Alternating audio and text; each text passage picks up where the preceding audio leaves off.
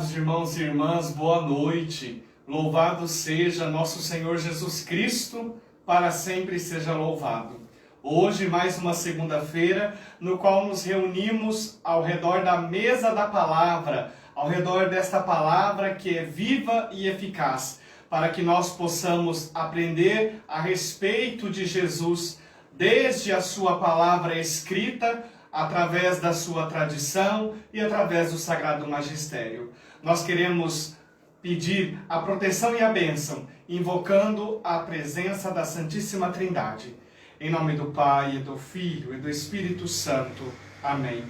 Vinde, Espírito Santo, enchei os corações dos vossos fiéis, e acendei neles o fogo do vosso amor. Enviai o vosso Espírito, e tudo será criado, e renovareis a face da terra. Oremos. Deus, que instruístes os corações dos vossos fiéis com a luz do Espírito Santo, fazei que apreciemos retamente todas as coisas segundo o mesmo Espírito e gozemos sempre da sua consolação. Por Cristo Senhor nosso. Amém. Santa Maria, Mãe de Deus, rogai por nós. Em nome do Pai, do Filho e do Espírito Santo. Amém. Muito bem, meus irmãos e irmãs, nós continuamos então a nossa caminhada de conhecimento desta palavra de Deus que nós temos como herança, como tradição, que é a Sagrada Escritura. Por isso, nós na aula passada, nós já havíamos introduzido alguns elementos que nos faziam compreender a respeito da data, da localização que foi escrito o Evangelho de Marcos, quem era o seu autor. E já no Evangelho, na aula de hoje, a partir do Evangelho de Marcos, nós vamos continuar a nossa compreensão partindo da estruturação do texto. Então, você que tem a nossa apostila, que adquiriu, nós estamos lá na página 7, quando nós temos toda a estruturação do Evangelho de Marcos. É certo que isso varia de autor para autor, não é? De repente, alguns biblistas vão dividir Marcos de uma forma, outros biblistas vão dividir de outra forma. Mas, de acordo com os estudos e a formatação que eu pesquisei, nós podemos dividir Marcos em dois grandes blocos. E estes dois grandes blocos, eles vão depois se subdividindo em tópicos menores. Os dois grandes blocos que nós podemos estruturar o Evangelho de Marcos são esse. A primeira parte, então, vai de Marcos 1,14 até 8:21. Então aqui nós temos uma primeira parte, um primeiro bloco. Um segundo bloco, uma segunda parte, vai de Marcos 8:22 até 10:52. Aqui então nós temos a segunda parte do Evangelho de Marcos. Dentro destas duas grandes partes, como eu havia dito, nós temos outros blocos que vão se subdividindo e que nós vamos detalhando ao longo desta nossa aula, tá certo? Então, a partir deste momento, nós vamos tentar compreender como é que se estrutura o Evangelho de Marcos. Rodrigo, mas isso é importante? Sim, é importante para que nós possamos compreender como que as citações, como que os contextos, como que as situações, as ocasiões, os fatos foram colocados no Evangelho de Marcos. Eles não foram simplesmente jogados, mas foram agrupados em pequenos contextos, em pequenos grupos, tá certo? E por isso nós entendemos que esta estruturação não foi o evangelista Marcos que fez, propriamente dito, mas a igreja que precede a Escritura, porque é a igreja que faz a Escritura nasce da igreja, né? E não o contrário, como pensam os nossos irmãos evangélicos. Não é a Bíblia que faz a igreja, mas a igreja que dá origem à Sagrada Escritura, é a igreja que vai formar a Sagrada Escritura. E portanto, esta estruturação são os teólogos, os biblistas, são todo o corpo do magistério da igreja que vai dividindo, classificando, agrupando a Sagrada Escritura, sobretudo aqui no nosso caso, o Evangelho de Marcos. Então o que é importante para nós é que antes desta primeira parte que nós temos aqui de 1,14 a 8,21 no Evangelho de Marcos, nós temos como que uma introdução que é chamado de preparação do ministério de Jesus. Do capítulo 1, versículo 1 ao versículo 13. Então, se nós tomarmos a nossa Bíblia, lá em Marcos 1, de 1 a 13, nós vamos ver ali alguns acontecimentos, alguns fatos que são introdutórios, que são preparações para o ministério de Jesus. E é interessante que Marcos, e nós vamos ver isso na aula que vem, pormenorizadamente, com alguns detalhes, já no capítulo 1 começa a dar os indícios de como será a teologia do seu livro. E olha que interessante, o Evangelho de Marcos começa assim, Marcos 1:1, princípio do Evangelho de Jesus Cristo.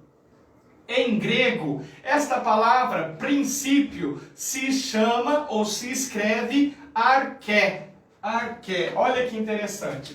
Então aqui nesta preparação, nós temos um termo em grego que se chama arché. Se nós formos pesquisar, todos os evangelistas, no começo dos seus evangelhos, usam essa palavra arché ou uma palavra similar, que é princípio, origem e por aí vai. A título de curiosidade, por exemplo, se nós pegarmos o Evangelho de Mateus, Mateus capítulo 1, versículo 1, nós temos lá, livro da origem de Jesus Cristo. Ora, origem vem deste termo grego, arché, origem, princípio, arché. Se nós pegarmos, por exemplo, o Evangelho de Lucas, nós vamos ver que lá no capítulo 1, no versículo 3, no versículo 2 diz assim, Lucas 1:2, conforme nos transmitiram os que desde o princípio foram testemunhas. Se nós pegarmos, por exemplo, o Evangelho de João, João capítulo 1, versículo 1, no princípio era o verbo. Então veja que interessante. O capítulo 1 de Marcos, até o versículo 13, ele dá para nós essa ideia de preparação. E esta preparação nos mostra desde o princípio. E aliás, a Sagrada Escritura começa a ser escrita lá em Gênesis 1 com esta palavra, arché. Só que lá está escrito em hebraico. E em hebraico, arché, princípio, se escreve Bereshit.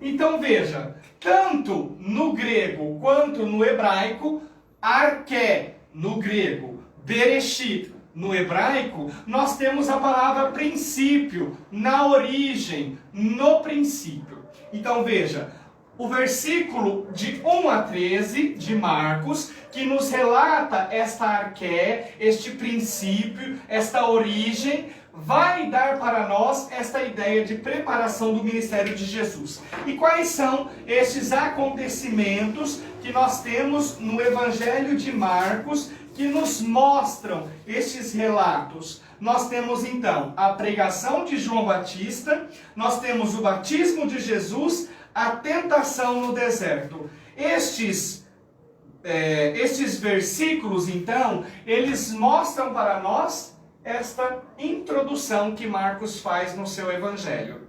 Logo em seguida, a partir de 1,14, então veja, há uma quebra aqui no contexto literário que Marcos está escrevendo. Então, até Marcos 1,13, nós temos uma introdução do princípio, da origem do ministério de Jesus, da sua preparação. A partir do versículo 14 do capítulo 1 até o capítulo 8:21, nós temos uma primeira parte. E aqui é preciso que nós compreendamos que o Evangelho de Marcos é um evangelho itinerante, é um evangelho que se faz na caminhada. E o Evangelho de Marcos, num primeiro momento, geograficamente, se situa na Galileia.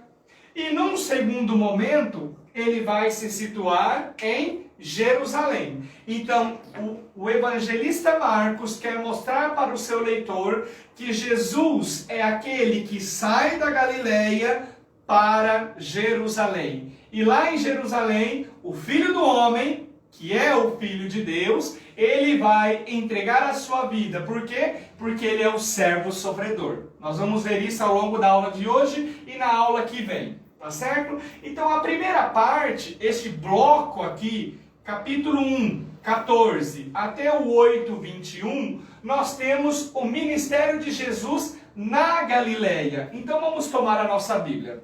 Marcos 1, 14.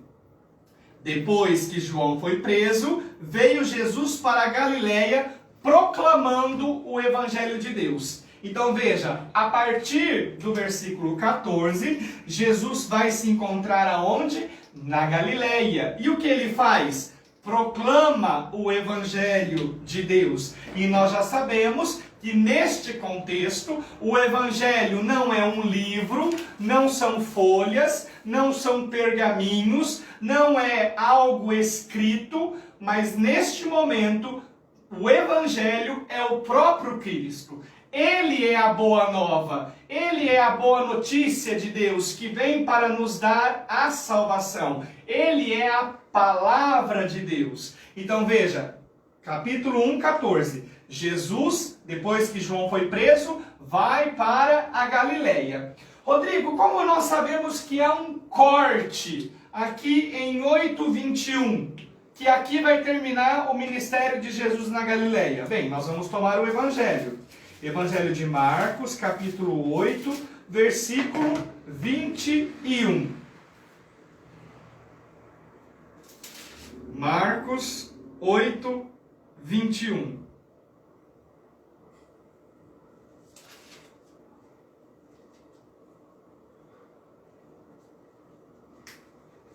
Então veja.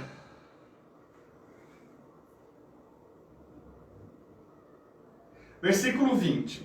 E dos 7 para 4.000, quantos cestos de pedaços escolhestes? Disseram 7. Então ele disse, nem assim compreendais? Então veja, nós temos agora uma nova narrativa no qual Jesus, ele vai começar a sua peregrinação fora da Galileia, né? Então aqui nós temos uma perícope que marca para nós essa divisão, essa classificação do qual Jesus vai se encontrar agora, a partir de então, está na Galileia e vai se encontrar agora em Jerusalém. Este corte, então, esta segunda parte, de 8:22 até 10:52, nós temos essa caminhada de Jesus para Jerusalém. Mas nós vamos falar dela daqui um pouco. Dentro desta primeira parte, é preciso que nós compreendamos que existem 3 prioridades.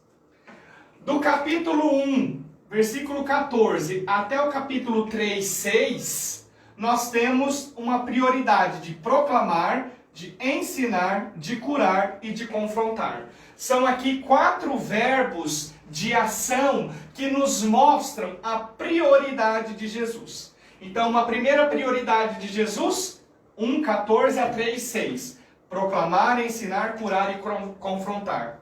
Depois, do capítulo 3, versículo 7, até o capítulo 6, versículo 6a, nós temos uma segunda prioridade, que é uma adesão e uma rejeição a Jesus. Nós vamos ver relatos onde as pessoas vão aderir ao projeto salvífico de Jesus, mas ao mesmo tempo, lembra que eu havia falado na primeira aula do Evangelho de Marcos, que Marcos é um evangelho paradoxal? Então, ao mesmo tempo que as pessoas aderem ao Evangelho, aderem a Jesus, essas pessoas também rejeitam Jesus. Ou Marcos vai mostrar pessoas rejeitando Jesus. Num terceiro momento, então, nós temos uma terceira prioridade, que vai do capítulo 6, 6b, até 8:21. Qual é esta prioridade? vencer o mal. Jesus vai nos mostrar então como de que forma nós podemos vencer o mal. E dentro ainda destas características desta primeira parte, e dentro de todo o Evangelho marcano, nós vamos vendo ainda outros blocos que são não menos importantes, mas eles são subelencados, né? Então nós temos aí as prioridades. A primeira delas, proclamar, ensinar, curar e confrontar. A segunda é a adesão e a rejeição ao reino, a Jesus. E a terceira delas é vencer o mal. Diante disso, então, nós vamos vendo que há outros blocos menores. E nós vamos ver logo em seguida que eu vou explicar essa segunda parte, tá certo? Então, na segunda parte, nós temos Jesus a caminho de Jerusalém e em Jerusalém. E aqui nós vamos ver então a caminhada de Jesus. Vamos ver lá. Marcos 8, 22. Marcos 8, 22.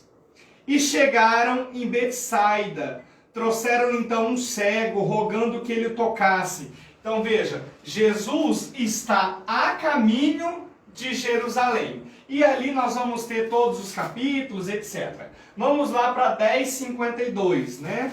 Porque nós vamos ver estes textos de forma mais detalhada nas aulas futuras. Marcos 10:52.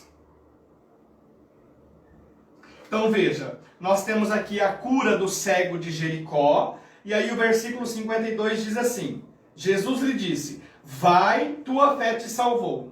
No mesmo instante, ele recuperou a vista e o seguia no caminho. No versículo seguinte, nós temos o capítulo 11. E o capítulo 11 já vai nos introduzir Jesus no ministério em Jerusalém. Então veja, a primeira parte nos mostra o ministério de Jesus na Galileia. A segunda parte nos mostra Jesus a caminho de Jerusalém. E agora vai nos mostrando, a partir do capítulo 11, Jesus em Jerusalém. O ministério dele acontecendo em Jerusalém. Agora então, a respeito da teologia do Evangelho de Marcos, nós temos aqui dois lugares geográficos, como eu já falei anteriormente. Nós temos a Galileia e nós temos Jerusalém. O que é que acontece lá na Galileia? Bem, na Galileia nós temos a pregação do reino de Deus. Jesus que proclama a boa nova, o evangelho, que é ele mesmo, que não é um livro, que não é um papel por enquanto. Jesus proclama, ele prega o reino de Deus. E este reino de Deus, ele é sempre incompreendido. Olha que interessante. Ele é incompreendido pelos líderes religiosos, os saduceus, os sumos sacerdotes, os fariseus. Ninguém entende o que é este reino de Deus. Ele é incompreendido pela multidão. Muitos que seguiam Jesus não compreendiam o que era esse reino de Deus. E olha que interessante, ele é incompreendido pelos discípulos. Então, nem os líderes religiosos, nem as multidões, e muito menos os discípulos compreendem o que é o reino de Deus. Agora, se eu perguntasse para você, meu irmão e minha irmã, o que é o reino de Deus? Você saberia responder? Isto é algo enigmático. Isso é algo que nos provoca estudos, que provocaram debates, discussões entre os teólogos, porque Jesus em nenhum momento deixou claro o que de fato é o reino de Deus. Porque todas as vezes que Jesus falava do reino de Deus, ele sempre falava em parábolas. Ele sempre falava de modo metafórico, de modo comparativo. O reino de Deus é como um grão de mostarda. O reino de Deus é como uma rede lançada ao mar. O reino de Deus é como um tesouro perdido. O reino de Deus é como fermento. Ora, o reino de Deus é fermento, é pérola, é tesouro perdido, é rede. Afinal, o que é o reino de Deus. Então veja, lá na Galileia, Jesus prega o reino de Deus. Como é este reinado? E nós sabemos que o reinado de Deus é muito, muito, muito diferente do reinado deste mundo, né? Aonde os reis neste mundo têm palácios, assentam-se em tronos gloriosos, possuem roupas vistosas. Jesus, ao contrário, ele é um rei pobre, humilde, que se assenta no trono da cruz e é coroado por uma coroa de espinhos. Os seus súditos são aqueles que, ao passar diante do seu trono, que é a cruz, são aqueles que, ao invés de lhe prestar reverência, são aqueles que zombam, que escarnecem de Jesus. Então nós vamos ver isso ao longo das nossas aulas futuras, né? O que de fato é esse reinado de Deus? Como é que Jesus é rei? Como é que ele é proclamado rei? Aliás, há 3 domingos retrasados, né, há 4 na verdade, nós tínhamos na liturgia a solenidade de Cristo Rei do Universo. Afinal de contas, que rei é esse? Se Jesus nunca se autoproclamou rei. Ora, se existe um reino, é porque existe um rei. Mas isso nós vamos ver nas aulas futuras. Lá na Galileia ainda, ele vai proclamar o senhorio de Deus sobre toda a criação. Toda a criação está debaixo do senhorio de Jesus. E aliás, este tema do senhorio é muito caro para o evangelista Marcos. Porque aqui, o senhorio que Marcos vai mostrar é o do servo sofredor. É do Jesus que se compadece com a ovelha perdida, que se compadece com a prostituta, com o leproso, com o aleijado. É o Jesus que se preocupa, que se compadece com a viúva, com o órfão, com o abandonado, com o rejeitado, com aqueles que a religião, que a sociedade excluía. É este Jesus que Marcos quer mostrar para o seu leitor. É o Jesus sofredor. Então, na aula passada, retrasada, se não me engano, eu perguntava, aonde está Jesus? Ou, aonde estava Jesus quando permitiu que milhões de judeus fossem mortos nas câmaras de gás, nos campos de concentração, em Auschwitz, durante a Segunda Guerra Mundial, quando Hitler, o nazismo perseguiu e matou milhões de judeus, de homossexuais, de ciganos e por aí vai, todos aqueles que não eram da raça ariana. Onde estava Jesus que permitiu a escravidão de milhões e milhões de negros? Aonde estava Jesus quando permitiu a morte de milhões e milhões de índios aqui na América Latina? Bem, para essas perguntas, nós poderíamos responder. Jesus estava lá, com aqueles judeus martirizados, com aqueles ciganos, homossexuais martirizados nas câmaras de gás. Jesus estava com os índios que foram assassinados e perseguidos. Jesus estava lá sofrendo com os negros na escravidão. Então veja, Marcos nos mostra este senhorio de Jesus a partir da ótica do servo sofredor. E também isso nós vamos ver nas aulas futuras. Ainda lá na Galileia, Jesus vai falar para nós a respeito de um tal de segredo messiânico. Aliás, Marcos cria essa teoria, ou melhor, essa teologia do segredo messiânico. Este segredo messiânico nós vemos lá. Marcos 1:34, 3:12, 5:43, 7:36, 8:26 e nós vamos ver até o final do Evangelho. Este segredo messiânico é a cereja do bolo. Assim como o servo sofredor é um tema muito importante, assim como Filho de Deus, que na verdade é o segredo messiânico, né? É um tema muito importante, então para que nós compreendamos a respeito da teologia do servo sofredor e a respeito desta figura do Filho de Deus, que é o Filho do Homem, nós precisamos compreender o que é o segredo messiânico. Só que isso nós vamos ver nas aulas futuras, né? Porque nós precisamos de uma aula só para isso, só para falarmos do segredo messiânico que perpassa o Evangelho de Marcos. Tá certo? Num segundo momento, nós temos então, quando Jesus já está, a partir do capítulo 11, em Jerusalém, nós temos o ministério dele lá em Jerusalém. E lá em Jerusalém, nós temos alguns itens, alguns detalhes que nós precisamos compreender porque são importantes. O primeiro deles é que em Jerusalém, Jesus agora vai formar os seus discípulos. Lembra que aqui na Galileia, os discípulos era um dos grupos que não compreendia o reino de Deus? Agora é o momento da intimidade.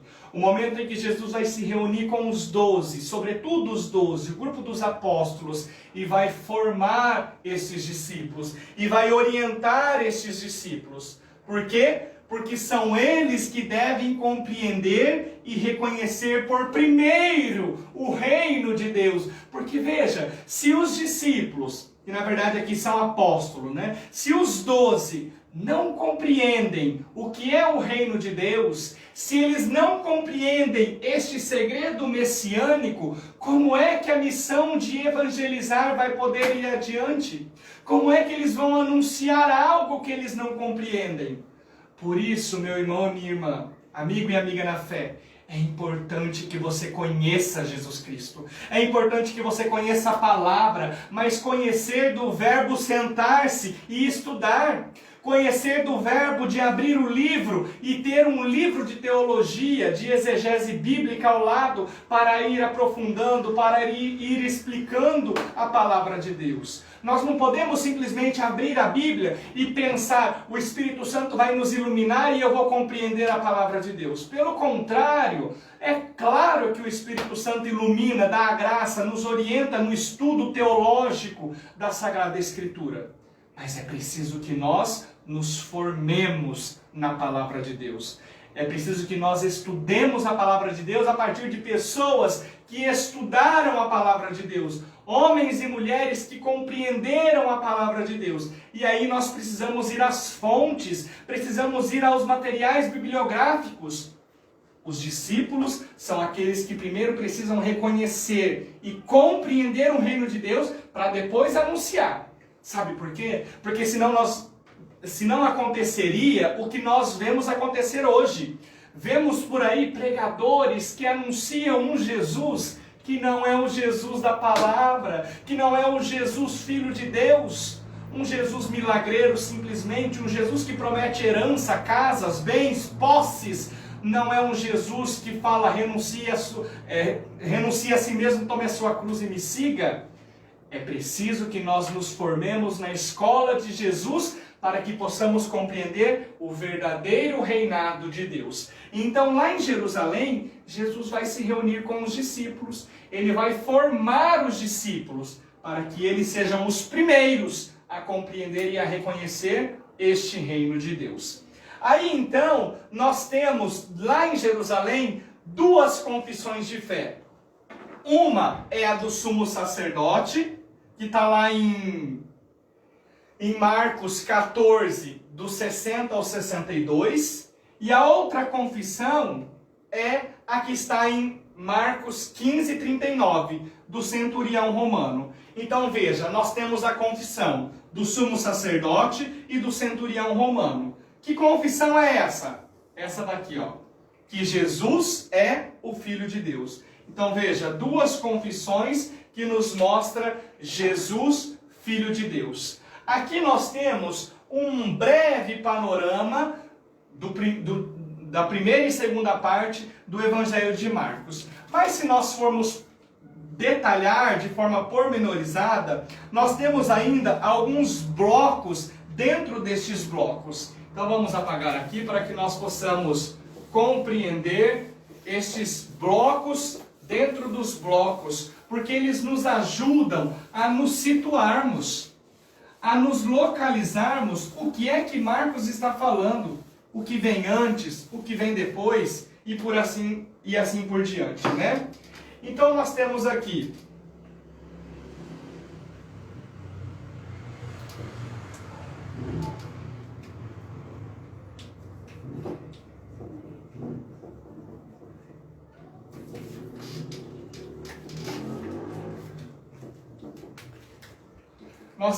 blocos de curas e exorcismos.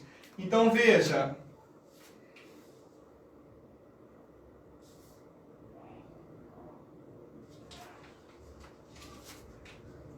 Isso, nós temos dois blocos.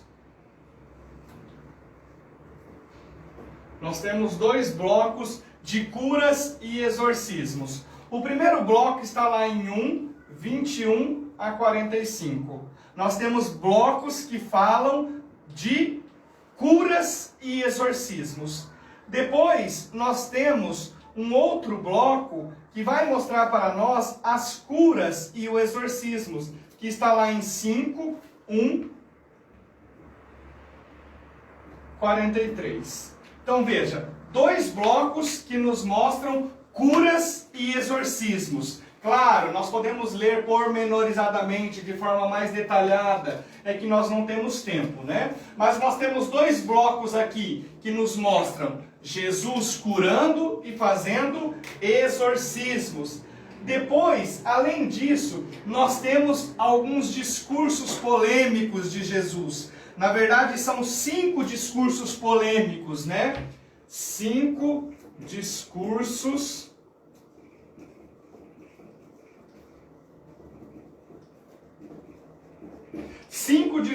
polêmicos de Jesus. Então veja, os discursos polêmicos de Jesus, na verdade, são eles que vão conduzindo Jesus para a cruz, né? Por quê? Porque ele vai cada vez mais se tornando polêmico. O primeiro bloco, né, o primeiro discurso que nós temos aí,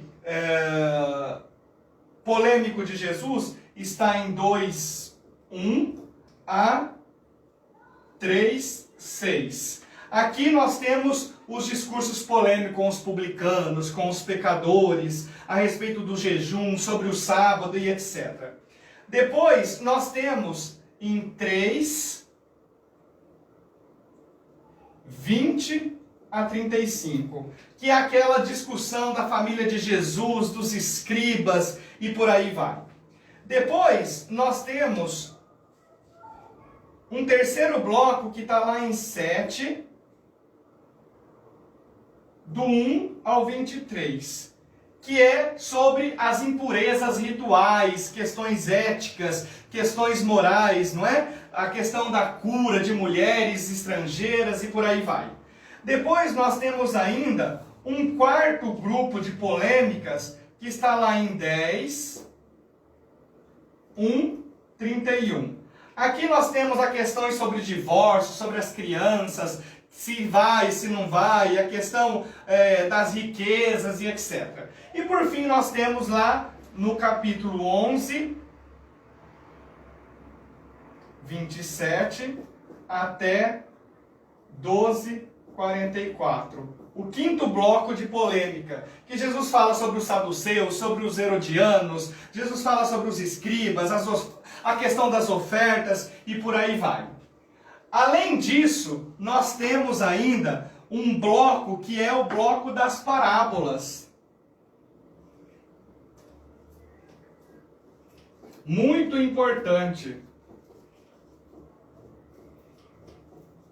Porque é aqui que Jesus vai mostrar o reino de Deus, né? É aqui que Jesus vai explicitar o reino de Deus. Então veja, capítulo 4, Marcos 4, 1 a 34. Nós temos aqui um primeiro bloco de parábolas, né? Parábola da semente, parábola da candeia, a parábola do grão de mostarda e por aí vai, certo? Aí então, nós vamos compreendendo a respeito das curas e dos milagres que nós vimos aqui, de forma mais detalhada. E olha que interessante, em Marcos 6, 30 a 44, Marcos 6, 30 a 44, nós temos o primeiro milagre da partilha dos pães e dos peixes. Marcos 6, 30 a 44. Então vamos ver lá. Marcos 6, 30 a 44. Para quem que Jesus faz essa multiplicação dos pães? Olha que interessante. Jesus faz essa multiplicação dos pães, Marcos 6, 30 a 44, para os judeus. Depois vai haver uma segunda multiplicação dos pães. Marcos 8, 1, 10. E esta multiplicação dos pães é para os gentios. Então veja, Jesus veio para os judeus e para os gentios. Nós temos aqui a universalidade da salvação. Jesus vem para os judeus, o seu povo, mas vem para os gentios. Ele multiplica os pães e os peixes para os judeus, o seu povo, e multiplica os pães e os peixes para os gentios. Aí depois, outro dado que eu queria chamar a atenção, é que lá em 6, 45, 52, nós temos... Não, 6 é o segundo milagre, né? Eu vou falar do primeiro. Em 4, 35, 41, Marcos 4, 35, 41, nós temos um primeiro milagre sobre a natureza, que é a tempestade. Marcos 4, 35, 41. Primeiro milagre sobre a natureza, a tempestade. Em Marcos 6, 45, 52, nós temos o segundo milagre sobre a natureza, que é o domínio do mar, né? Jesus que domina o mar. Olha que interessante. Outro fato muito importante, e esse a gente precisa anotar, por mais detalhado, é o anúncio da paixão. Jesus vai fazer 3 anúncios da paixão. Ele vai dizer por 3 vezes que ele irá morrer. Então nós temos aqui o primeiro, nós temos em 8, 31 a 33. Depois nós temos em 9, 30 a 32. E depois em 10, 32 a 34. Jesus anuncia a sua morte. E ele fala isso de forma bastante clara. O Filho do Homem vai morrer. Ou seja, Jesus está anunciando para nós a sua paixão. Então, 3 anúncios da paixão. 8, 31, 33. 9, 30, 32. 10, 32, 34. Aí então, nós chegamos no capítulo 11, que é o ministério de Jesus em Jerusalém. Olha que interessante. Jesus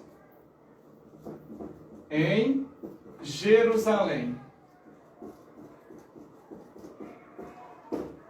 Então aqui nós temos o ministério. Até então ele estava com o ministério na Galileia. E agora nós temos o ministério de Jesus em Jerusalém, que vai do capítulo 11, 1 até o capítulo 13, 37.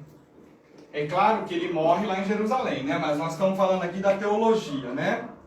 Então, o ministério de Jesus em Jerusalém. Vamos ver lá. Marcos 11, 1. Ao se aproximarem de Jerusalém, diante de Betfagé e de Betânia, perto do Monte das Oliveiras, enviou 2 seus discípulos dizendo. Então veja, a partir do capítulo 11, Jesus agora se encontra em Jerusalém. E aqui é um ponto muito importante. E claro, aqui vão acontecer outros detalhes que quem tem a apostila pode acompanhar, que aqui não dá tempo. Agora, outro fato muito importante é que aqui, dentro do ministério de Jesus em Jerusalém, nós temos a narrativa. Deixa eu colocar de outra cor. A narrativa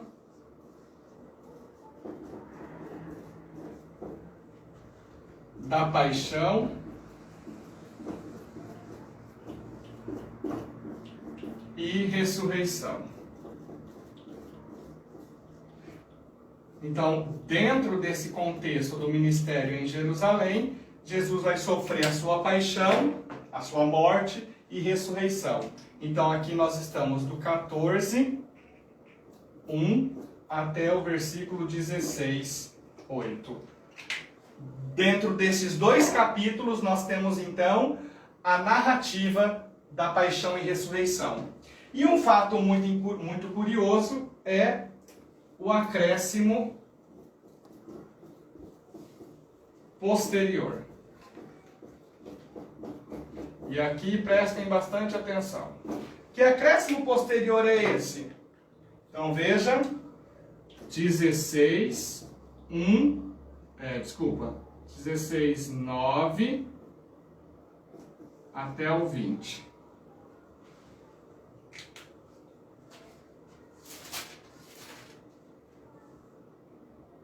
Isso. 16, 9 ao 20. Esse sinal aqui ficou meio feio, né?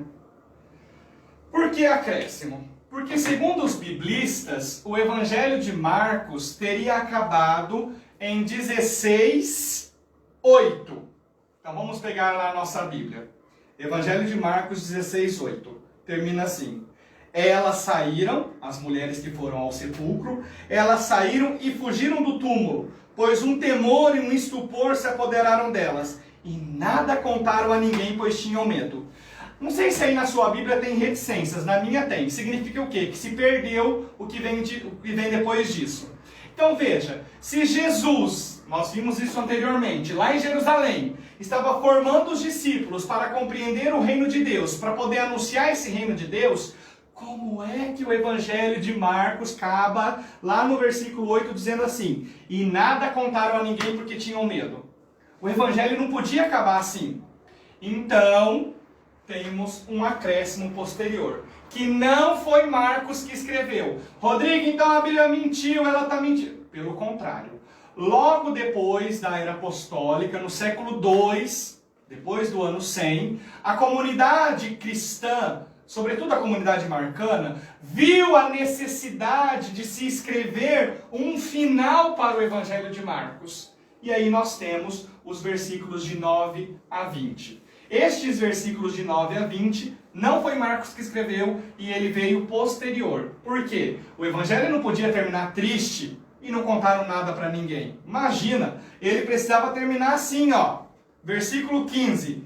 Ide por todo mundo, proclamai o Evangelho a toda criatura. Aquele que crer e for batizado será salvo. Tá vendo? Então agora, beleza, agora termina de forma positiva. Versículo 20, né? E eles saíram e pregaram por toda parte, agindo com eles o Senhor e confirmando a palavra por meio do testemunho. Então veja, o versículo 8 termina com as mulheres caladas, com medo, não contaram a ninguém. A igreja, né, a comunidade cristã viu a necessidade de colocar um acréscimo, de modo que o Evangelho terminasse de uma forma positiva. E aí então, esta conclusão, que é a conclusão canônica, então vamos colocar aqui do lado, conclusão canônica. O que é a conclusão canônica, né? É aquilo que a igreja canonizou, chancelou, deu autoridade, que mesmo não sendo Marcos que escreveu, mas a comunidade cristã escreve em nome de Marcos. Então, nós temos aqui uma conclusão chancelada pela igreja. Uma conclusão que foi atribuída a Marcos sem ser de Marcos, né? Então, o evangelho se conclui em 16:8. Marcos escreve até 16:8. E nós temos ali o estupor, o medo das mulheres. Os versículos, então, que se seguem, eles faltam em vários manuscritos. Então, este pedaço aqui, 9 a 20, falta em vários manuscritos dos escritos antigos. Por exemplo, existe um escrito chamado Escrito Vaticano e Escrito Sinaítico. Estes escritos são muito antiquíssimos. E nestes escritos não consta este fragmento. Ou seja, o que a gente conclui é que este fragmento foi colocado posterior a essas datas, né? Clemente de Alexandria, Orígenes, eles mostram não conhecer este final do Evangelho de Marcos. Eusébio, Jerônimo também, que são grandes biblistas, né? São Jerônimo foi o que traduziu a Bíblia. Eles atestam que essas passagens faltavam em quase todos os manuscritos. Portanto, o que nós podemos afirmar é que em quase todos os manuscritos gregos, eles não tinham conhecimento desta perícope, deste trecho que foi colocado posteriormente. Então, o que nós podemos afirmar? É que aqui nós temos na Escritura uma parte chamada conclusão canônica, e eles não pertencem ao texto marcano, mas foram adicionados no século II, muito provavelmente. Portanto, a base da evidência externa que nós temos para afirmar isso, e não sou eu que estou afirmando, a base que nós temos para afirmar isso é que os versículos de 9 a 20 não possuem, eles não existem nos manuscritos antigos. Então essa é a base externa. A base interna é que esses versículos de 9 a 20, eles não são falas de Marcos, né? Eles não são do estilo de Marcos. Não é a forma que Marcos escreve. Então nós temos aqui duas provas. Uma prova externa e uma prova interna. A prova externa é que estes versículos faltam nos escritos, nos manuscritos antigos. E a prova interna é que o estilo de escrever não é o estilo de Marcos. Tá certo? Mas isso nós vamos ver também de forma mais detalhada nas aulas seguintes. Tá certo? Aqui foi só para a gente falar sobre a estruturação do Evangelho de Marcos, né? Agora nós vamos ver a respeito da cristologia e da eclesiologia.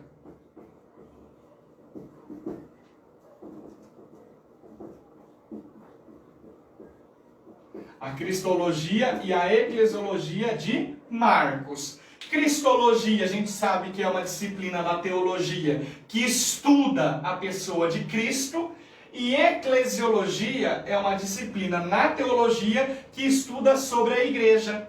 Então, no Evangelho de Marcos, o que Marcos fala sobre Cristo e sobre a igreja? Ou melhor, o que Marcos coloca na boca de Jesus, o que é que Marcos capta de Jesus a respeito dele mesmo e a respeito da igreja? Então veja, o discurso a respeito de Jesus Cristo, a sua identidade e a sua missão, se fundamenta e evidencia os laços estreitos que serão atribuídos com a dinâmica que Marcos apresentará a respeito do discípulo e do caminho. Então veja, como é que nós conhecemos a cristologia de Marcos? Que é uma cristologia ascendente, parte da humanidade de Jesus para chegar à sua divindade. É uma cristologia que se faz no caminho.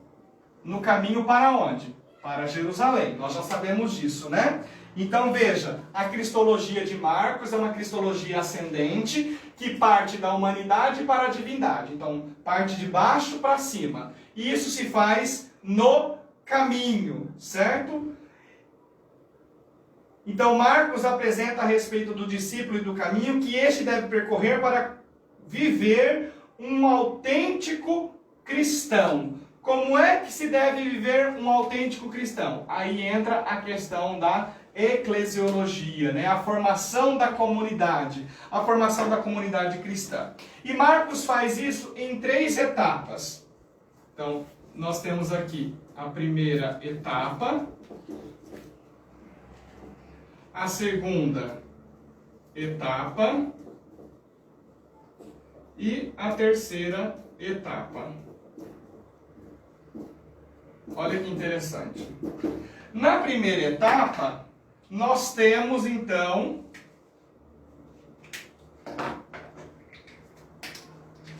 primeira etapa, Jesus e as multidões.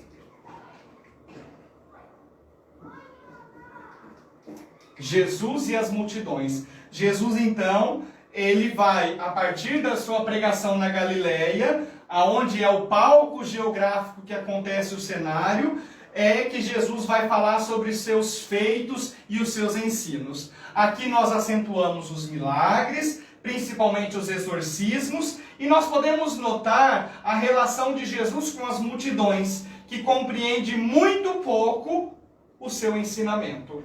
Então, na primeira etapa a respeito da sua cristologia e da sua eclesiologia, nós temos o encontro de Jesus e as multidões, e nós temos aqui a incompreensão. E é por causa desta incompreensão no Evangelho de Marcos que os fatos eles são privilegiados. Os feitos de Jesus, então, mais do que os seus discursos, atestam melhor o reino de Deus para os seus destinatários. Então veja, aqui Jesus vai falar muito mais. Então veja, os feitos de Jesus falam mais do que as suas palavras, né? Os discursos de Jesus parecem que não atingem tantas multidões. Então Jesus vai realizar, vai fazer milagres, curas e exorcismos. Na segunda etapa, nós temos Jesus e os discípulos. Jesus e os discípulos. E aqui nós temos um grau de mais intimidade. Se aqui nós temos as multidões, dentro dessas multidões nós temos um grupo menor, que é o grupo dos discípulos.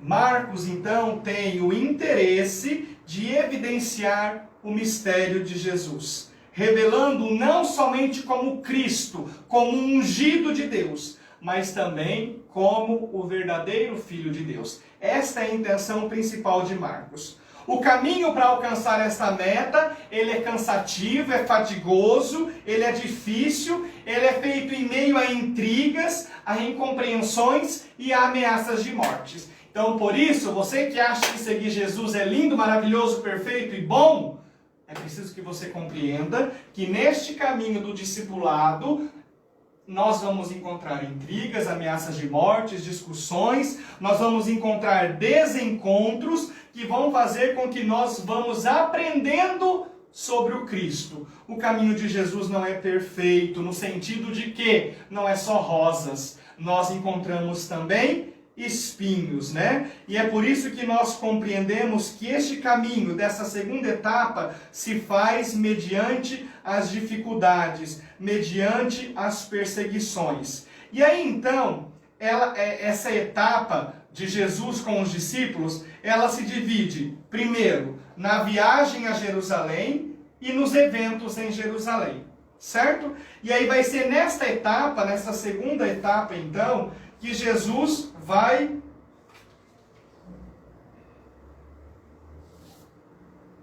Gente, só tem duas etapas. É que Jesus vai então falando com os seus discípulos. E como é que Jesus fala? Jesus se dedica de modo muito particular na formação dos discípulos. Então veja, nós temos aqui duas etapas. A primeira com as multidões, a segunda com os discípulos. E aqui, de modo muito particular, Jesus vai falar de modo muito mais próximo, de forma muito mais aberta, sobre o centro da sua missão: a paixão e morte. Então lembra lá quando nós vimos anteriormente que Jesus faz 3 anúncios da paixão? Então nós temos aqui um momento crucial que Jesus faz no encontro com os discípulos, quando ele se volta para eles e vai revelando, vai se deixando a conhecer. Ao lado disso nós temos o segredo messiânico, que vai perpassando todo o evangelho, não é? Que nós sabemos, dando a entender que para reconhecer e acolher Jesus como Messias, faz-se necessário acolher integralmente a vontade de Deus. Lembra que Jesus falou: quem é minha mãe? Quem são meus irmãos? São aqueles que fazem a vontade de Deus. Portanto, para fazermos parte da família de Jesus, é preciso que nós nos tornemos membros da família de Jesus. E membros da família de Jesus são aqueles que fazem a vontade de Deus. Então, o ponto culminante da revelação messiânica de Jesus acontecerá em 2 momentos. Primeiro, durante o processo de condenação de Jesus, que nós vimos anteriormente, quando o sumo sacerdote vai reconhecer Jesus como Filho de Deus, e num segundo momento, no alto da cruz, quando o centurião reconhece que Jesus é verdadeiramente o Filho de Deus. Então, nestas duas etapas, nós compreendemos a cristologia e a eclesiologia do Evangelho de Marcos. Aí, então, falando sobre essa questão da cristologia, nós temos aqui em Marcos a cristologia que vai se fundamentando a partir do servo sofredor. A cristologia do servo sofredor. É importante observar, então, que Jesus vai se revelando por etapas. Jesus não se dá a conhecer. Então veja aqui, ó. Como é que se acontece a cristologia em Marcos? A cristologia em Marcos acontece a partir do segredo messiânico.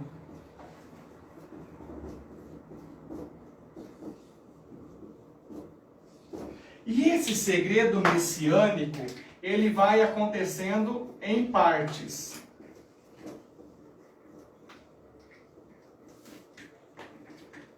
Ela é gradual.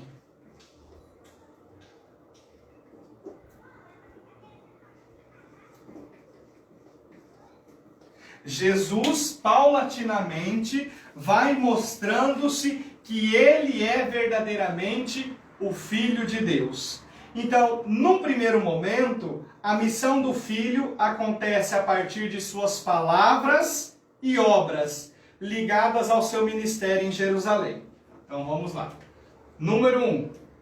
Palavras e obras ligadas ao seu ministério em Jerusalém. São estas palavras e obras que vão revelando a sua identidade. No segundo momento, acontece a revelação de Jesus como sendo o Filho, como sendo o Cristo. Esta revelação, então, é feita aos discípulos. Num primeiro momento, às multidões, no segundo momento, aos discípulos. Então, nós temos aqui a confissão de fé de Pedro, por exemplo. Tu és o Messias, o Filho do Deus vivo. Tu és o Cristo. Nós temos aqui, então, a confissão de Pedro. E com isso, com essa confissão, nós temos o início da viagem de Jesus para Jerusalém. E por que é que ele viaja para Jerusalém? Para morrer, para ser ofertado em sacrifício, para se dar em sacrifício a nós. E o terceiro momento, para nós encerrarmos a nossa aula então, no terceiro momento acontece a revelação de Jesus como Messias, Filho de Deus. Então Jesus vai se revelando paulatinamente durante todo o Evangelho de Marcos, até se revelar de forma plena, de forma perfeita, com a profissão de fé feita pelo centurião. Então, nesse terceiro momento, acontece a revelação de Jesus como Messias e como Filho de Deus. E ela vai acontecer, como eu disse, com a confissão do centurião. Marcos, então, ele quer introduzir a cada um de nós, aos ouvintes, aos leitores, a todos aqueles que leem o seu Evangelho, a total revelação da identidade e missão. E isso é muito importante, porque para Marcos, a identidade de Jesus, ou seja, falar quem ele é, está relacionado à sua missão. E a missão de Jesus é, obviamente, salvar a humanidade. Por isso, Jesus, Yeshua, Deus salva o seu povo. Então, é verdadeiramente o Filho de Deus. Por quê? Porque Jesus é o Filho do homem anunciado, por exemplo, pelo profeta Daniel. Daniel 7, 13 e 15. Então, ele é verdadeiramente Deus. Ele é o servo do Senhor. O servo do Senhor que é capaz de sofrer e de se compadecer diante do sofrimento da humanidade e diante do próprio sofrimento que foi anunciado anteriormente pelo profeta Isaías, em Isaías 52. Jesus é verdadeiro Deus, mas é verdadeiro homem. nós temos aqui as duas naturezas de Jesus. Um único Deus em três pessoas, a segunda pessoa da Santíssima Trindade, que é Jesus, possui duas naturezas, a natureza humana e a natureza divina. Portanto, Jesus é também verdadeiro homem. Se ele é verdadeiro Deus, ele é verdadeiro homem, porque sofreu verdadeiramente, porque é o servo sofredor. Essa dupla revelação, então, envolve pessoas distintas. Quais são essas pessoas? O Pai, porque o Pai ele tem a primazia, em tudo ele tem a primazia, e ele fala isso lá no batismo de Jesus em Marcos 1, 10, 11, na transfiguração em Marcos 9, 7. Então, primeiramente, isso diz respeito à figura do Pai. Depois, esta revelação de Jesus como Filho de Deus tem ressonância e tem significação, envolve os demônios. Porque ao longo da caminhada de Jesus, em todos os capítulos, nós vamos vendo os demônios querendo proclamar que Jesus é o Filho de Deus. E a todo momento Jesus manda que estes demônios se calem. Então os demônios também demonstraram ter este conhecimento, que Jesus é o Filho de Deus. Num terceiro momento, nós temos a figura de Pedro, quando ele, lá em Marcos 8:2, diz: Tu és o Cristo, o Filho do Deus vivo. Então nós temos aqui a figura de Pedro. E por fim, a figura do centurião, que lá em Marcos 15:39 vai dizer: Este homem era verdadeiramente o Filho de Deus. Quando nós temos então a revelação plena do segredo messiânico. Então veja, a revelação do segredo messiânico, ou a revelação do mistério de Jesus Cristo, que é verdadeiro Deus e verdadeiro homem, em primeiro lugar diz respeito a Deus Pai, depois diz respeito aos demônios, depois diz respeito à figura de Pedro e por fim a figura do centurião, quando ele finalmente revela esta plenitude do segredo messiânico. Esta, então, a ideia que parte da estrutura do Evangelho de Marcos. E na próxima aula nós vamos começar a compreender de forma mais pormenorizada quais são os esclarecimentos do Evangelho de Marcos. Quais são os dados mais importantes da teologia do Evangelho de Marcos. E assim, nós vamos começar a analisar as perícopes, ou seja, os trechos. Claro que não dá para analisar todos, mas nós vamos analisando os trechos mais importantes do Evangelho de Marcos. Todos eles são importantes, mas nós vamos analisar os mais importantes. Tá certo, pessoal? Agradeço pela atenção, muito obrigado pelo seu carinho, por nos ajudar a evangelizar compartilhando este vídeo, ou então nos ajudando adquirindo o nosso material através do nosso telefone, o WhatsApp, que é o DDD 43 99196 7110. Confiando a Maria, Mãe e Mestra, que está gestando para nós o Salvador, o Messias, que virá ao nosso encontro para nos salvar, confiemos as nossas vidas, tudo o que temos e somos. Ave Maria, cheia de graça, o Senhor é convosco. Bendita sois vós entre as mulheres, e bendito é o fruto do vosso ventre, Jesus. Santa Maria, Mãe de Deus, rogai por nós, pecadores, agora e na hora de nossa morte. Amém. Santa Maria, Mãe de Deus, rogai por nós. Estivemos reunidos e sempre estaremos. Em nome do Pai, do Filho e do Espírito Santo. Amém. Grande abraço, fique com Deus e até segunda-feira que vem.